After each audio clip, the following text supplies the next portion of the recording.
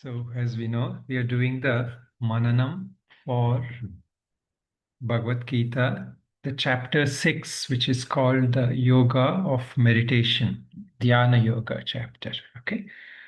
So, although we will be using the questions here for the first part, we will look at the questions on the thing and the inspirational notes, and then we will look at the when we will contemplate on it by ourselves. And as we go through the questions, we have a choice either to silently listen to them and introspect about them, or if you want to make notes, think about them.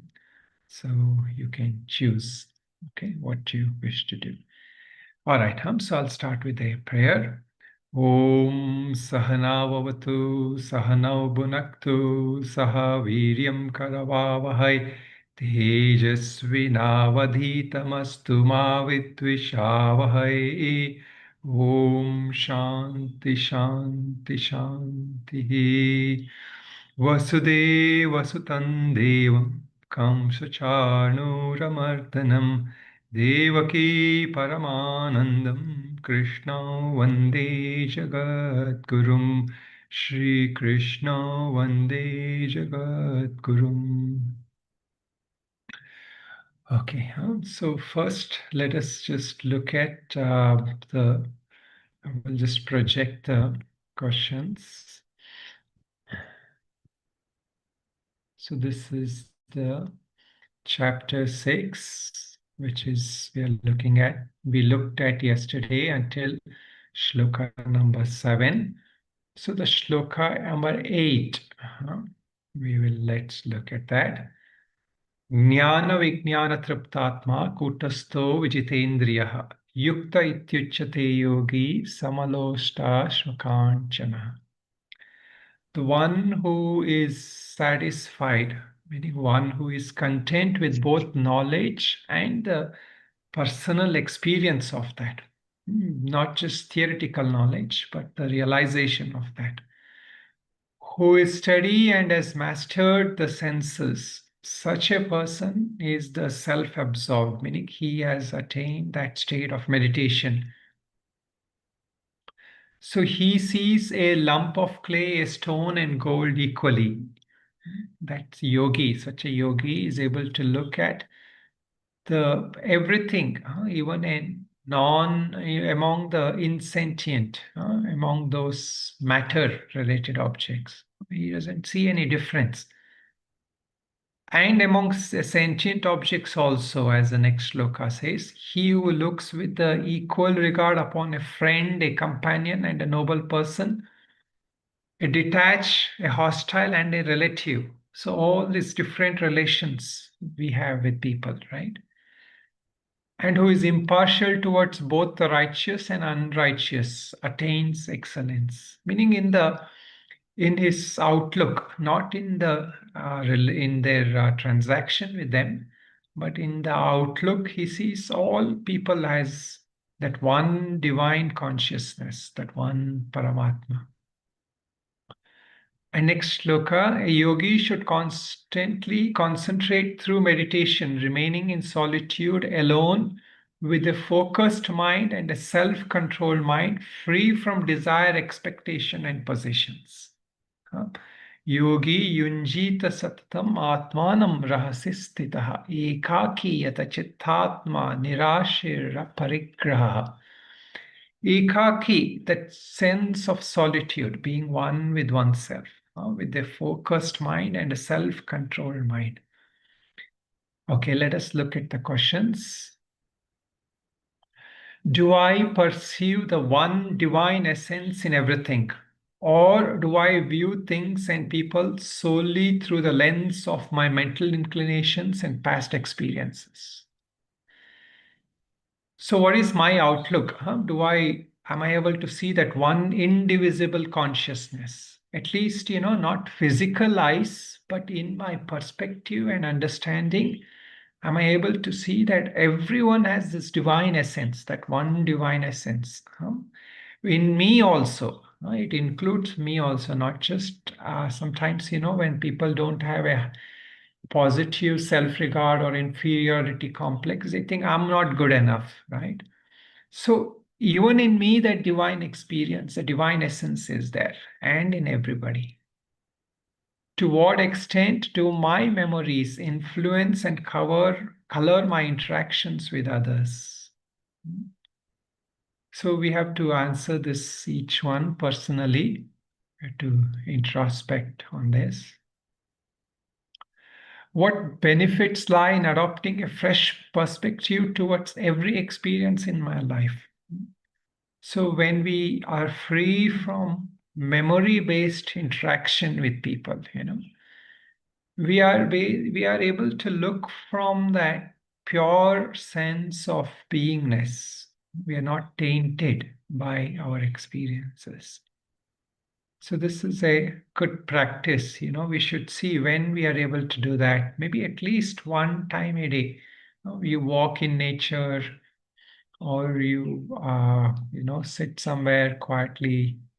Even look at a tree, look at something, and see if you can see with a fresh perspective. What obstacles prevent me from putting that fresh perspective into action? Okay, some inspiration. Realized yogis perceive the underlying consciousness in everything. To them, everyone appears as a spark of this one divine consciousness. Consequently, their interactions are free from prejudices and biases. In contrast, for everyone else, the world is marked by labels, names, categories, and defined shapes that distinguish one object from another. So, this is what we say the non duality, when somebody has the non dualistic view, they're able to see this one indivisible beingness. But when we have a dualistic view, everything is broken down, everything is marked by separation. So, see, sometimes even nature, the nature has this non dualistic thing also when you look at like the sky, that one seeming sky. And also when you look at water sometimes, we can practice that way. Do I allocate time in my daily life to be by myself? So this is for that shloka where he's talking about being solitude, focused, self-controlled. So are we making time to be in solitude? Are we constantly used to being with people? Even, being with our phones and all, it's not real solitude. Am I comfortable with occasional solitude, or does it make me uneasy? Even when we are in solitude, do we experience some kind of an anxiety, fear, boredom, or a sense of missing out during these moments? So these are the common experiences of people who are not used to it and who don't have some understanding, who don't know why they have to be in solitude. So they feel they're forced into that, right? Like somebody who's sent into a jail. So he feels he's forced into that solitude. When alone, do I feel compelled to use music, TV, or other gadgets as substitutes for human interaction? So even when we are alone, we feel we need to do something, be with something. So this is a mind-based thing. What spiritual and mental benefits can an hour of solitude and contemplation offer me? And this we have to experiment. This we have to try out, where sometimes when we are forced into solitude also, we can use that time and say it is a sense of attitude rather than having an attitude that, oh, I have nobody with me. How can I use this time where I'm alone to just be by myself? As the first question said, how can I just learn to be with myself? Meaning not just like my mind chatter, but just trying to enjoy my own presence, my own beingness.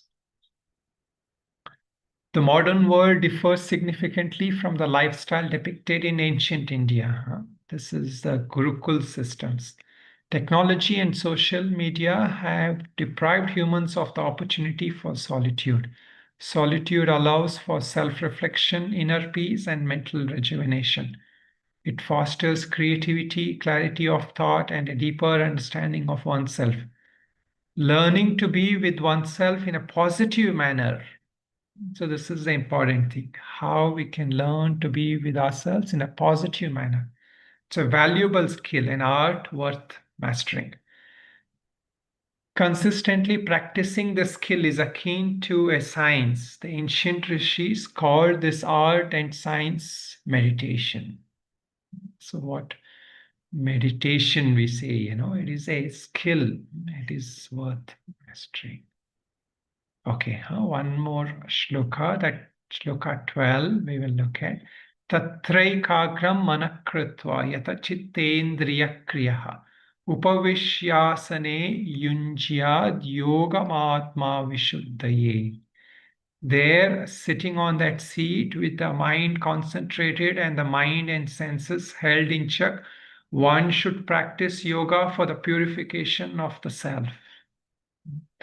So sitting on one place, one wherever, so we should ideally have a place where we sit for meditation regularly, because then, that place becomes somewhat like a vibrationally potent.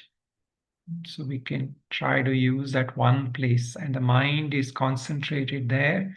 The mind and senses are held in check.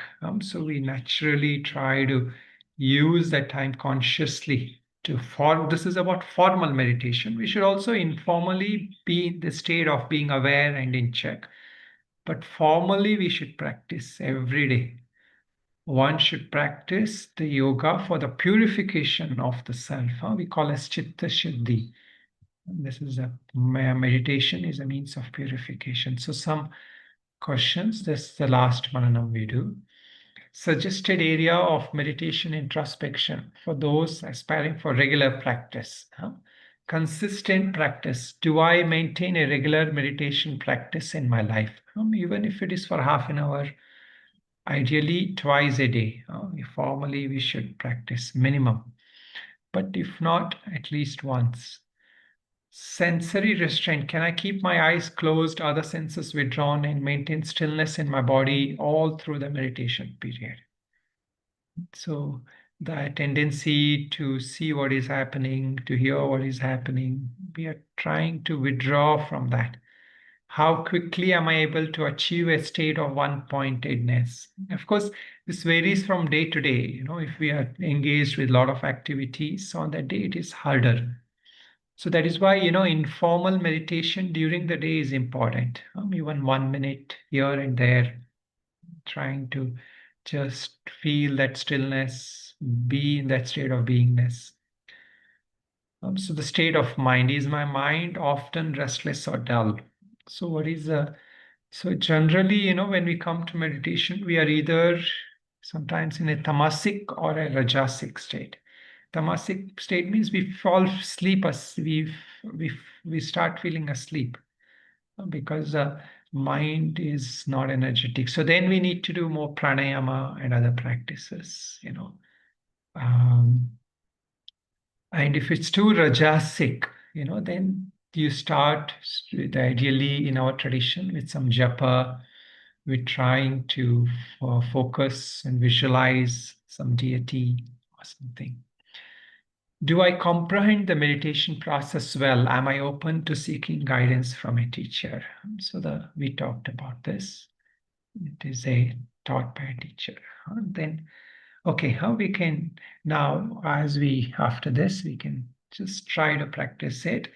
Meditation is akin to inner purification of the mind, a vital practice, much like bathing to keep the body clean. Mastering the formal meditation process is essential to unlock the benefits of peace and inner happiness.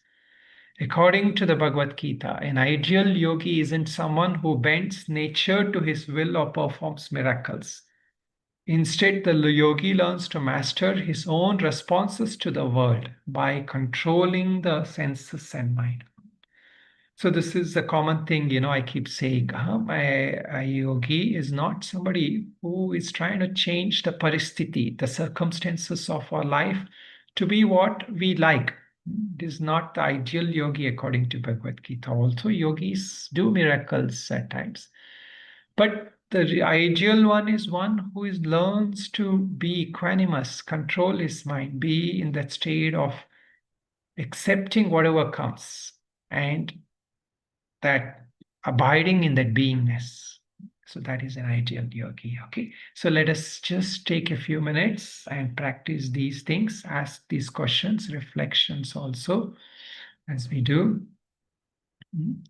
So especially, we can just take a few deep breaths, relax, and try to feel that abiding in that beingness. And then just see where we feel. Are we feeling restless? Are we feeling too excited? Then just reflect. So this period we use more to just reflect what happens when I close my eyes, when I sit still, just bringing that awareness. Where do I experience? What do I experience? Do I feel any resistance? Do I feel any kind of wanting to do something else? So just trying to be a witness and just automatically correct that.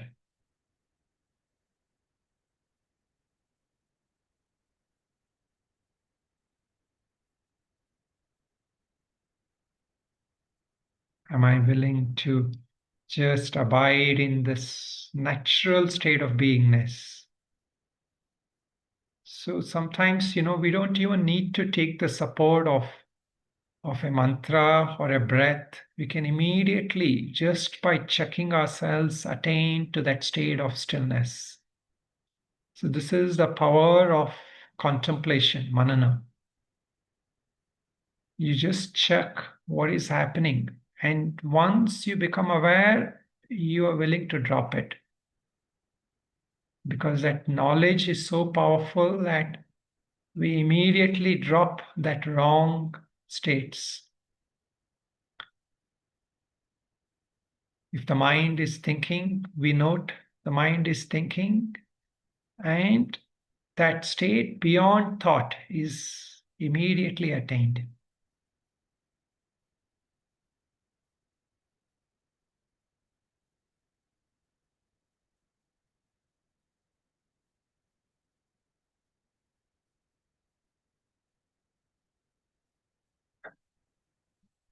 So we can slowly, as we get into that stillness, even drop asking the questions.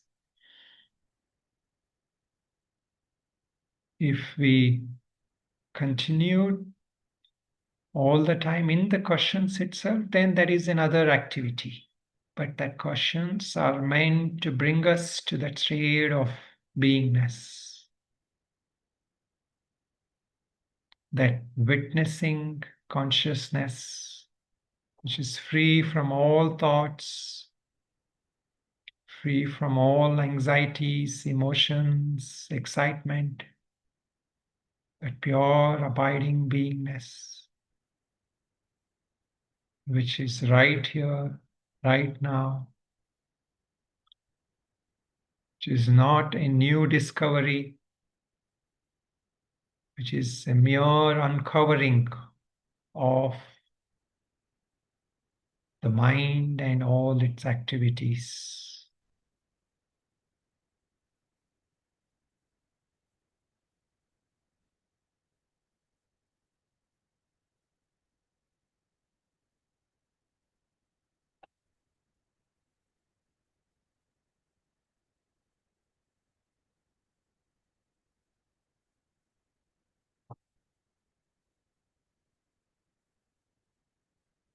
Watch the thoughts come and go, knowing that even we don't need to control the thoughts, they are just coming and going.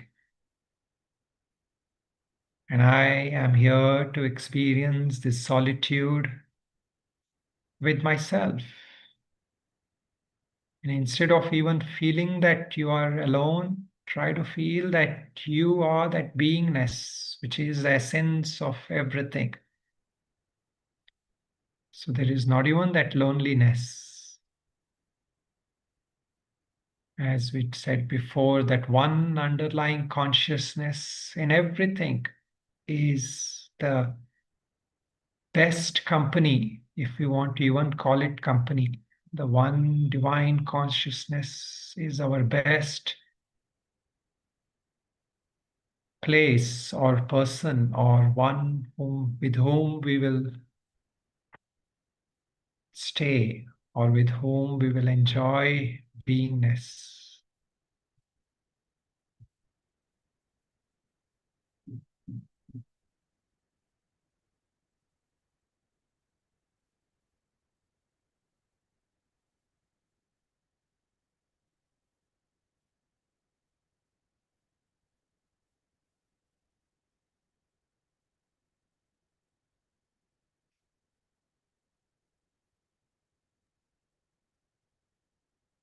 Keep a gentle monitor on the mind activity or inactivity. See not from the eyes of the mind, see from the eyes of consciousness, beingness. See that the beingness is able to watch, witness, but yet what it is witnessing is not what it is. So the activities of the mind are not us. We watch the activities of the mind, the thoughts, the emotions, the mental states, and yet we are detached from it.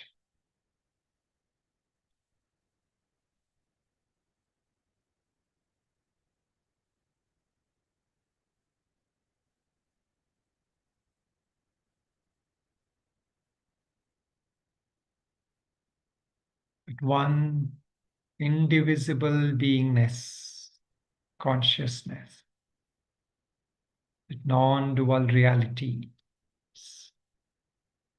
We just need to identify that and recognize and be with that. So any memories we get, any thoughts we get, we just return back to that beingness and try to look from the perspective of that beingness which is not coloring any experience we have.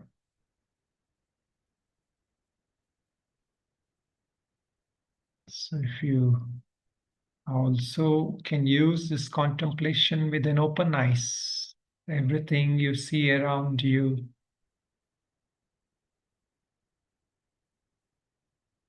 you don't see from the eyes of memory, from the lens of your previous experiences. Try to see from the beingness. Everything is that one essential beingness. And we don't need to feel that it is some mystical experience. It is the experience based on our wisdom. From the wisdom, we realize that everything is of one essence. So even though the eyes see different, the wisdom labels it not as different.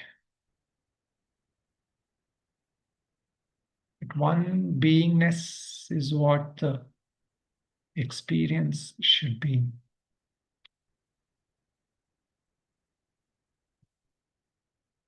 And as we asked in our Mananam, if we are not able to perceive that, we should ask ourselves, what is stopping me?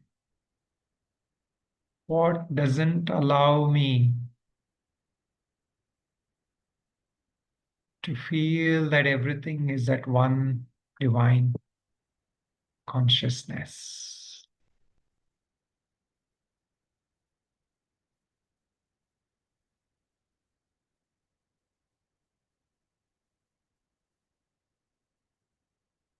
So this is the meditation process, the contemplation process for those of us who are involved in the study or involved in that teachings.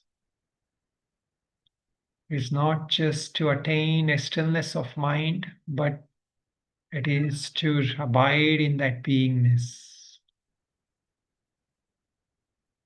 Meditation is this inner purification for us. Just as how we bathe the body, the meditation process allows us to tap into that inner peace and happiness which is already there.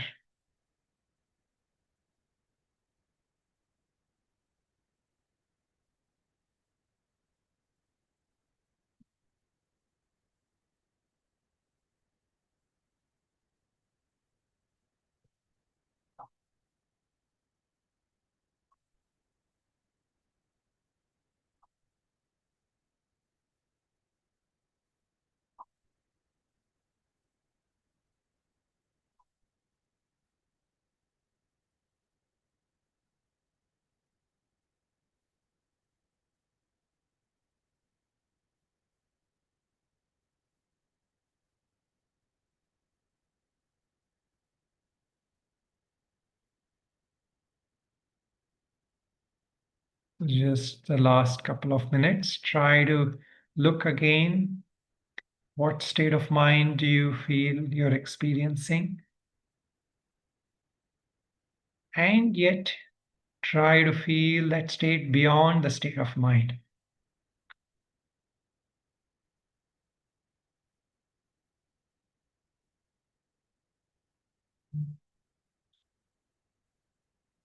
So the process is to inquire, check, see. As a witness, we see what state we are in and step back into that which is seeing, that witness, and abide in that beingness, which is free from all fluctuations, free from all gunas, nirguna state, nirakara state.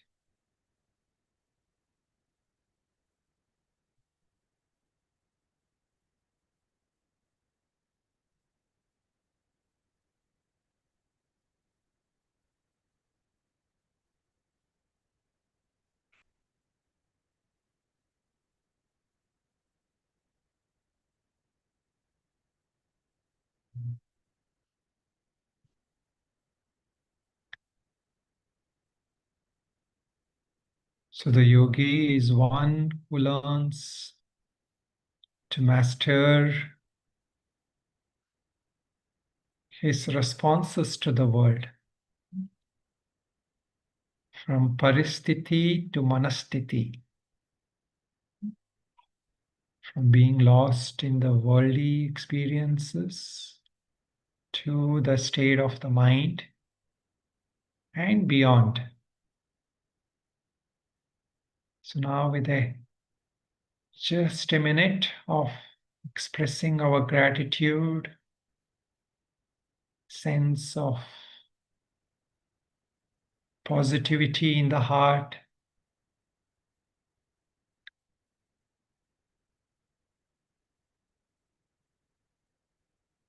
we can invoke that divine presence to guide us, our own beingness, to be that guiding light in our life during the day and all activities we do. We should have that Guru Tattva, that beingness, guiding us all through. So we can mentally join me in the prayer. Om Asato Ma Sadgamaya Tamaso Ma Jyotirgamaya Mrityorma Amritam Gamaya. Om Shanti Shanti Shanti. So you can continue if you like in that meditation state, and we will examine.